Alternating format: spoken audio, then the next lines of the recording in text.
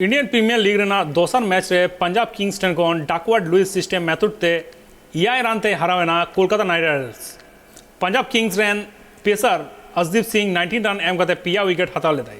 उनिया नवा परफॉर्मेंस खातिर तेगे प्लेयर ऑफ द मैच बचाव लेनाई।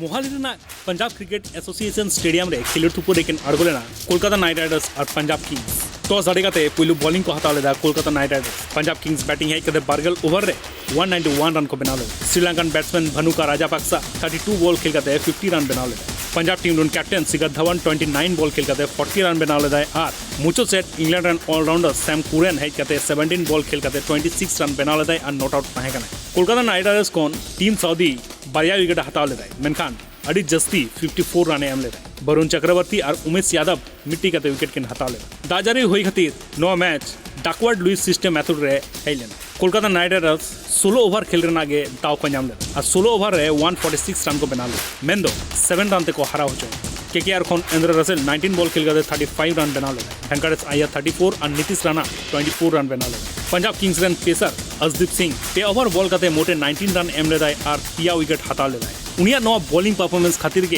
कोलकाता नाइट राइडर्स ओना टारगेट बांको पारम दरले और उनिया नवा परफॉर्मेंस खातिर के प्लेयर ऑफ द मैच को बचा ले दिया Arshdeep Singh.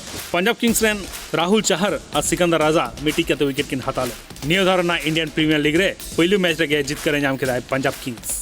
Bureau report sports news.